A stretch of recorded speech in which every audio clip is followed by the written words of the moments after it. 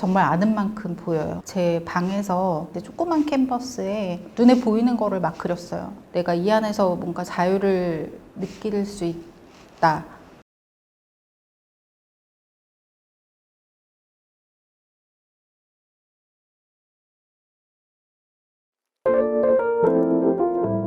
저는 그림 그리는 작가 정고윤아입니다. 그림이 나의 길이라는 걸 느낀 순간이 있으셨나요?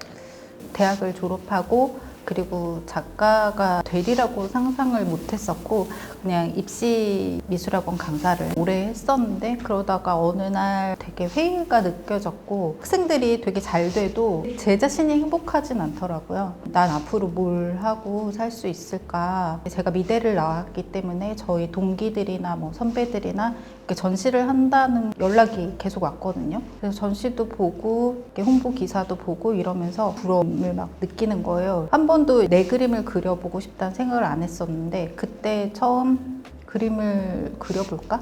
그런 생각을 해서 제 방에서 조그만 캔버스에 그냥 눈에 보이는 거를 막 그렸어요. 제가 마시던 뭐 컵도 그려보고 책도 그려보고 인형도 그려보고 그래서 그것들이 이제 조그만 애들이 막 이렇게 쌓여가는데 너무 행복한 거예요. 너무 재밌고 내가 이거를 좋아하는구나. 나는 그러면 좀 본격적으로 내가 작가를 해봐야겠다 그런 생각을 그때 했던 것 같아요. 그때가 30대 초반에서 중반으로 가는 때였어요. 다른 작업들도 많이 하셨잖아요. 네네네. 그런 거는 어떻게 하게 되셨어요?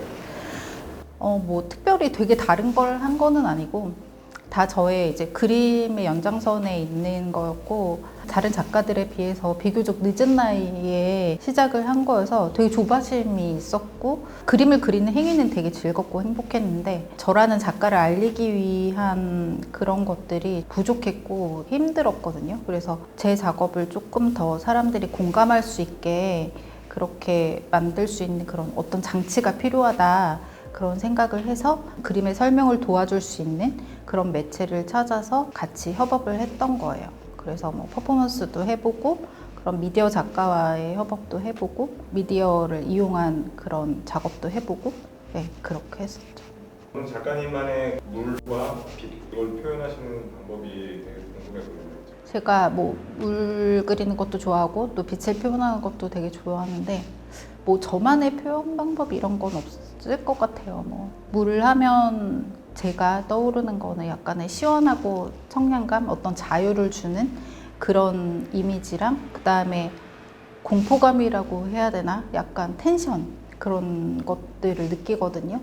그래서 제가 물을 그릴 때 사람의 비중을 되게 크게 두지는 않고 물을 좀 넓게 보이게 그리는 걸 좋아하는데 그걸 그릴 때도 내가 이 안에서 뭔가 자유를 느낄 수 있다 그런 걸 계속 생각을 하기도 하고 그런 반면에 어떤 긴장감을 같이 주고 싶어서 그런 것들을 표현하려고 되게 노력하는 것 같아요. 그래서 계속 그리는 중간에 확인을 해요. 이게 긴장감이 떨어지진 않았는지 아니면 뭔가 내가 너무 오버해서 묘사를 해서 어떤 시원한 느낌이 떨어지진 않는지 약간 그 정도? 그다음에 빛은 대학교 때 이제 판화 수업을 들었는데 에코틴트로 추상화였는데 톤을 레이어 해가지고 저 속에서 빛이 이렇게 나오는 그런 이미지를 했었고 또 그걸 출발로 페인팅도 같이 3, 4학년 때 했었거든요. 그때도 이제 빛에 대해서 제가 되게 관심이 많았던 것 같아요. 대놓고 빛 이런 거보다는 약간 어둠 속에서 새어나오는 그런 빛을 표현하는 거를 좋아하는데 빛은 어둠이 있어야 보이잖아요. 그래서 밝은 부분보다는 어두운 부분을 표현을 더 잘 하려고 중점을 두고 하는 것 같아요. 어두운 색 표현하는 게 사실 되게 어려워요, 개인적으로. 유화에서 블랙 가까운 색을 쓴다는 게 어려운데 작품이 이제 건조된 이후에도 잘 보존될 수 있도록 중요하게 생각하고 있죠. 네. 그림자부터 밝은 부분까지 스펙트럼이 넓잖아요. 네네. 어두운 것부터 먼저 표현을 하세요? 아니면 밝은 것부터 먼저 표현을 하세요? 저는 무조건 어두운 것부터. 그래서 어두운 거를 충분히 표현을 했을 때 사실 밝은 부분은 컬러를 입히지 않은 상태에서도 괜찮거든요. 표현이 되거든요. 그래서 그 정도 이제 분위기를 싹 잡아놓고 밝은 데는 포인트로 딱 마무리하고 그렇게 해서 어두운 부분 그릴 때 공을 되게 많이 들인 그 디테일을 되게 신경 쓰면서 하죠. 어두운 부분이 어렵지만 재밌기도 하고 또 그런 것들을 잘 묘사하고 잘 쌓아야 빛이 더 밝게 이렇게 확 눈이 부시는 것처럼 보이기 때문에 그 부분을 좀 중요하게 생각하고 있어요. 관찰도 굉장히 중요하겠네요. 미술에서 전반적으로 관찰이 진짜 중요한 것 같아요. 되게 신기한 게 정말 아는 만큼 보여요.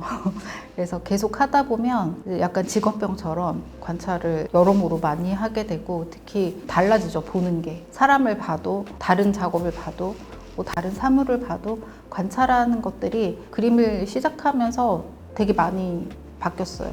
다른 작가님들의 영향을 받는 것도 있으세요? 처음에 작업 시작할 때 호퍼 그림을 많이 봤거든요.